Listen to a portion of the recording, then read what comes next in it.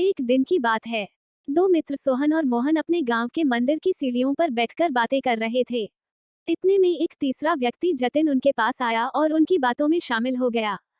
तीनों दिन भर दुनिया जहां की बातें करते रहे। कब दिन ढला, कब शाम हुई, बातों बातों में उन्हें पता ही नहीं चला। शाम को तीनों को भूख लगाई। सोहन और मोहन के पास क्रमशः 3 और 5 रोटियां थीं, लेकिन जतिन के पास खाने के लिए कुछ भी नहीं था। सोहन और मोहन ने तय किया कि वे अपने पास की रोटियों को आपस में बांटकर खा लेंगे। जतिन उनकी बात सुनकर प्रसन्न हो गया, लेकिन समस्या ये खड़ी हो गई है कि कुल 8 रोटियों को तीनों में बराबर बराबर कैसे बांटा जाए। सोहन इस समस्या का समाधान निकालते हुए बोला, हमारे पास कुल 8 रोटियां हैं। हम इन सभी रोटियों के 3-3 टुकड़े करते हैं। इस तरह हमारे पास कुल 24 टुकड़े हो जाएंगे। उनमें से 8-8 टुकड़े हम तीनों खा लेंगे। मोहन और जतिन को ये बात जंच गई और तीनों ने वैसा ही किया। रोटियां खाने के बाद वे तीनों उसी मंदिर की सीढ़ियों पर सो गए, क्योंकि रात काफी हो चुकी थी। रात में तीनों गहरी नींद में सोए और सीधे अगली सुबह ही उठे। सुबह जतिन ने सोहन और मोहन से विदा ली और बोला, मित्रों, कल तुम दोनों ने अपनी रोटियों में से तोड़कर मुझे जो टुकड़े दिए, उसकी वजह से मेरी भूख मिट पाई। इसके लिए मैं तुम दोनों का बहुत आभारी हूँ। यह आभार तो मैं कभी चुका नहीं पाऊंगा, लेकिन फिर भी उपहार स्वरूप मैं तुम दोनों को सोने की ये 8 गिन्नियां देना चाहता हूँ। ये कहकर उसने सोने की 8 गिन्नियां उन्हें दे दी और विदा लेकर चला गया। सोने की गिन्नियां पाकर सोहन और मोहन बहुत खुश हुए।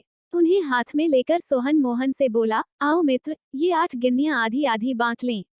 तुम 4 गिन्नी लो और 4 गिन्नी मैं लेता हूँ। लेकिन मोहन ने ऐसा करने से इनकार कर दिया। वह बोला, ऐसे कैसे? तुम्हारी 3 रोटियां थीं और मेरी 5, मेरी रोटियां ज्यादा थीं, इसलिए मुझे ज्यादा गिन्नियां मिलनी चाहिए। तुम 3 गिन्नी लो और मैं 5 लेता हूँ। इस बात पर दोनों में बहस छिड़ गई। बहस इतनी बड़ी कि मंदिर के पुजारी को बीच बचाव के लिए आना पड़ा। पूछने पर दोनों ने एक दिन पहले का किस्सा और सोने की गिन्नियों की बात पुजारी जी को बता दी। साथ ही उनसे निवेदन किया कि वे ही कोई निर्णय करें। वे जो भी निर्णय करेंगे उन्हें स्वीकार होगा। यूं तो पुजारी जी को मोहन की बात ठीक लगी, लेकिन वे निर्णय में कोई गलती नहीं करना चाहते थे, इसलिए बोले, अभी तुम दोनों ये गिन्नियां मेरे पास छोड़ जाओ। आज मैं अच्छी तरह सोच विचार कर लेता हूँ, कल सुबह तुम लोग आना, मैं तुम्हें अपना अंतिम निर्णय बता दूंगा। सोहन और मोहन सोने की गिन्नियां पुजारी जी के पास छोड़कर चले गए। देर रात तक पुजारी जी गिन्नियों के बंटवारे के बारे में सोचते रहे, लेकिन किसी उचित निष्कर्ष पर नहीं पहुंच सके। सोचते सोचते उन्हें नींद आ गई और वे सो गए। नींद में उन्हें एक सपना आया। उस सपने में उन्हें भगवान दिखाई पड़े। सपने में उन्होंने भगवान से गिन्नियों के बंटवारे के बारे में पूछा, तो भगवान बोले, सोहन को 1 गिन्नी मिलनी चाहिए और मोहन को 7। ये सुनकर पुजारी जी हैरान रह गए और पूछ बैठे, ऐसा क्यों प्रभु? तब भगवान जी बोले, देखो, राम के पास 3 रोटियां थी, जिसके उसने 9 टुकड़े किए। उन 9 टुकड़ों में से 8 टुकड़े उसने खुद खाए और 1 टुकड़ा जतिन को दिया।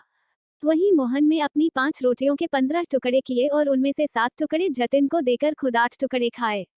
चूंकि सोहन ने जतिन को 1 टुकड़ा दिया था और मोहन ने 7, इसलिए सोहन को 1 गिन्नी मिलनी चाहिए और मोहन को 7।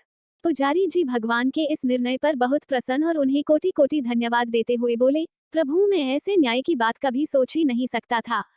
अगले दिन जब सोहन और मोहन मंदिर आकर पुजारी जी से मिले, तो पुजारी जी ने उन्हें अपने सपने के बारे में बताते हुए अंतिम निर्णय सुना दिया और सोने की गिन्नियां बांट दी। सीख, जीवन में हम जब भी कोई त्याग करते हैं या काम करते हैं, तो अपेक्षा करते हैं कि भगवान इसके बदले हमें बहुत बड़ा फल देंगे। लेकिन जब ऐसा नहीं हो पाता, तो हम भगवान से शिकायत करने लग जाते हैं। हमें लगता है कि इतना कुछ त्याग करने के बाद भी हमें जो प्राप्त हुआ, वो बहुत कम है। भगवान ने हमारे साथ अन्याय किया है, लेकिन वास्तव में भगवान का न्याय हमारी सोच से परे है। वो महज हमारे त्याग को नहीं, बल्कि समग्र जीवन का आंकलन कर निर्णय लेता है। इसलिए जो भी हमें मिला है, उसमें संतुष्ट रहना चाहिए और भगवान से शिकायतें नहीं करनी चाहिए, क्योंकि भगवान का निर्णय सदा न्याय संगत होता है और हमें जीवन में जो भी मिल रहा होता है, वो बिल्कुल सही होता है।